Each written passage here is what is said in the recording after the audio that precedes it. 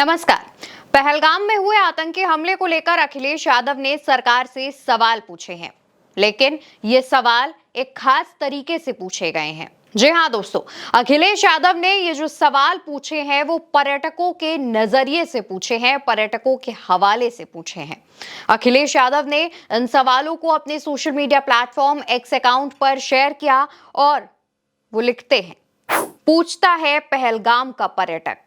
इसके बाद वो 4 सवाल सरकार से पूछते हैं, जिसमें वो पहला सवाल लिखते हैं, खतरों के बीच मेरी रक्षा करने वाला कोई वहां क्यों नहीं था।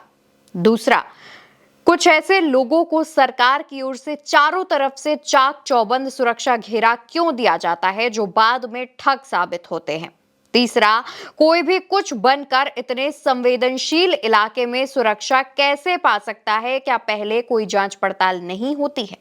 चौथा, जश्नजीवी भाजपाई जब यहां विवादित निजी कार्यक्रम आयोजित करते हैं तो लगभग 250 वीवीआईपी के लिए हजारों सुरक्षा कर्मियों के कई घेरे बना दिए जाते हैं, वो भी उनके निजी कार्यक्रम में जिनका काम किसी और के शब्दों को स्वर देना है, जिनका कोई अस्तित्व नहीं है, जो न्यायालय तक की अवमानना करते हैं। ऐसे लोगों को सुरक्षा किस आधार पर मिलती है, पर्यटकों को क्यों नहीं।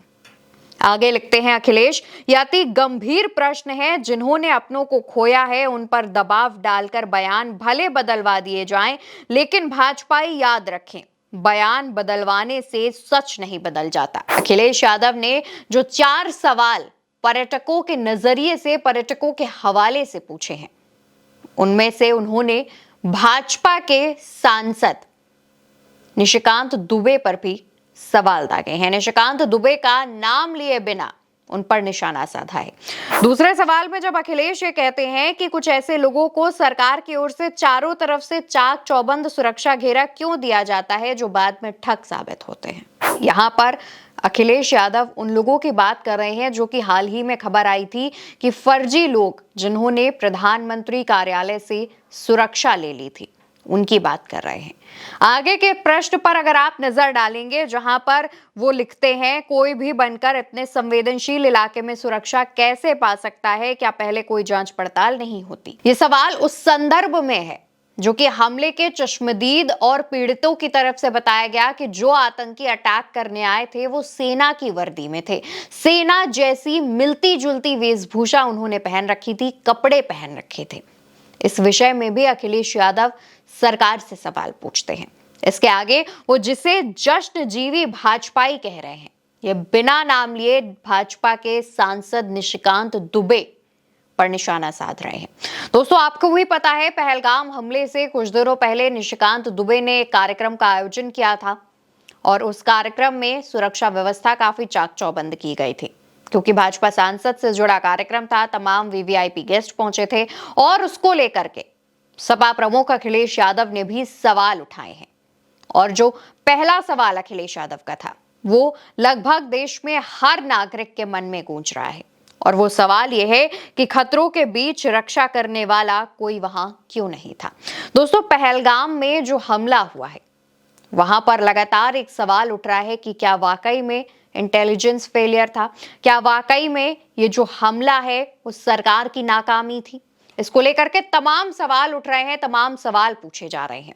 पहलगाम में जो कायराना आतंकी हमला हुआ है उसमें 28 लोगों की जान गई है, 28 घर उजड़ गए हैं, और इसको लेकर के लगातार विपक्ष सरकार से सवाल पूछ रहा है। कई मोर्चों पर विपक्ष सरकार के साथ है। आतंकवाद पाकिस्तान के खिलाफ कार्रवाई करने के लिए सारा विपक्ष सत्ता पक्ष और सरकार के साथ है, लेकिन विपक्ष लगातार सरकार से सवाल पूछने का भी काम कर रहा है। सिर्फ ये कह देने से कि सरकार की तरफ से गलती हुई है, सिर्फ ये मान लेने से कि सरकार की तरफ से चूक हुई है, ये उन 28 परिवारों की भरपाई नहीं करेगा जिन्होंने अपना पिता, पति या भाई खोया है। दोस्तों, सरकार पर सवाल उठते रहेंगे और सरकार को इनके वाजिब जवाब भी देने चाहिए। सरकार से सवाल ना सिर्फ आम जनता बल्कि विपक्ष के तमाम नेता पूछ रहे हैं। इसी कड़ी में अखिलेश यादव ने भी पर्यटकों के हवाले से, नजरिए से ये कुछ सवाल पूछे थे और उस पर बिना नाम लिए भाजपा के सांसद निशिकांत दुबे पर निशाना साधा था। फिलहाल जिस तरीके से अखिलेश यादव ने सरकार से ये सवाल पूछे हैं, उन पर आपका क्या रुख है, आपका क्या मानना है, उसका जवाब कमेंट सेक्शन में दीजिएगा। वीडियो आप मेरे साथ भारत एक सोच पर देख रहे हैं। मेरा नाम अवंतिका अवस्थी है।